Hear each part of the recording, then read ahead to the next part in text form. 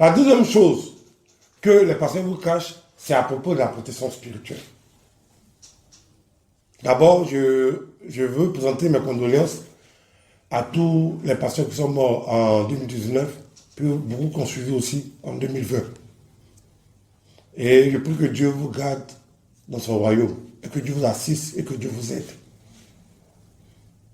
La Bible déclare que mon peuple est détruit parce qu'il lui manque la connaissance. Combien, même à part les pasteurs, combien de chrétiens n'ont pas été exécutés par la sorcellerie ou bien tués? Combien de personnes sont devenues folles sous l'emprise de la sorcellerie? Combien de personnes n'ont pas été bafouées à cause de la sorcellerie? Vous savez, la sorcellerie est un processus de destruction. D'abord, tu vas te rendre compte que la sorcellerie commence à agir sur toi. Soit par des rêves, soit par des situations qui arrivent dans ta vie. Ça commence d'abord, un peu. Et tu vas te rendre compte qu'il y a des influences maléfiques qui agissent sur toi.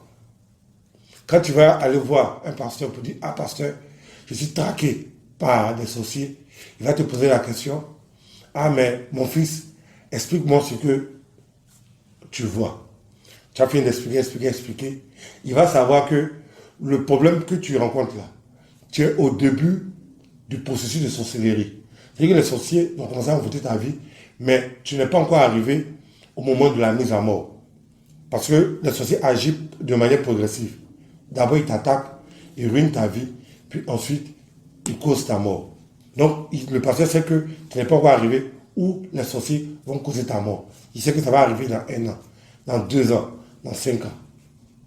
Donc, il va te dire, ah, mon fils, viens, je vais prier pour toi, tu seras délivré de la sorcellerie. Riba, baba, baba, ribo, bobo, bobo, ripa, papa, papa, rimbo, rimbe, pendant 1 an.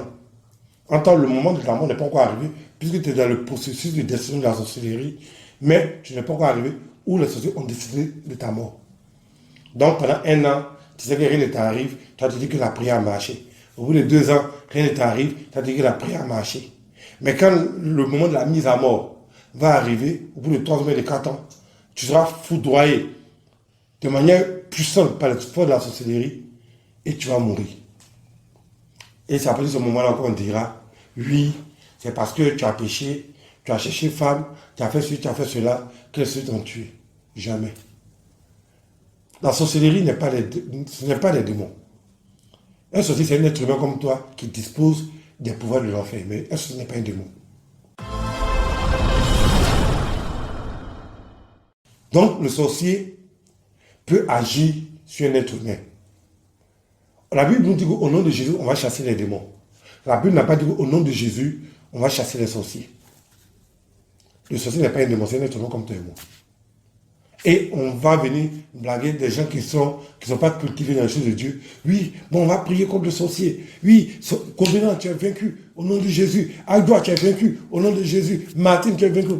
En réalité, c'est de nul et nul effet. Ce sont des prières pour te masturber l'esprit. Et ça n'agit pas. C'est pour te remonter. Ce sont des prières pour te remonter le moral, pour te donner un bien-être psychologique. Mais spirituellement, ça ne te fait absolument rien.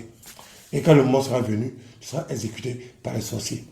Voilà pourquoi on a beaucoup de morts dans nos églises. Voilà pourquoi on a beaucoup de pasteurs tués dans nos églises.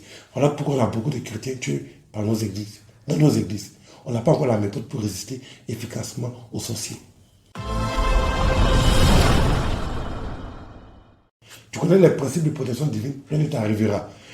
Tu ne connais pas, tu peux faire des prières hasardeuses, ou bien des prières pour te masturber l'esprit.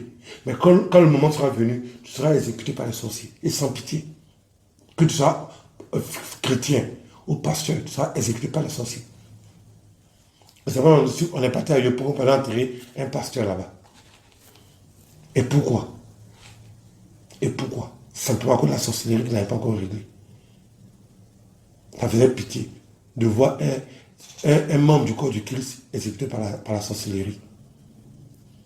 Mais quand souvent on leur donne des conseils, quand tu leur donnes un conseil, ils vont te réciter un verset biblique. Quand tu leur donnes un conseil, ils vont te réciter un verset biblique. La récitation des versets bibliques ne nous protège pas de la sorcellerie. Donc c'est la deuxième chose sur laquelle on trompe les gens. On pense qu'au nom de Jésus, on est protégé de la sorcellerie bêtement. Si je prie bêtement. Même un sorcier pour te tuer là, il pose des actions prophétiques diaboliques. Il peut prendre ton nom pour mettre dans une eau, même pour mettre dans des feux. Il peut prendre ton nom pour mettre dans une fumée. Il ne va pas venir te tuer bêtement. Il y a des rituels qu'il doit faire pour te tuer. Toi aussi, pour résister à la sorcellerie, il y a des actions prophétiques à faire pour résister à la sorcellerie. Tu es là, ribaba, ribobo, rimbe, rimbo. Voilà pourquoi il y a beaucoup de monde dans les églises.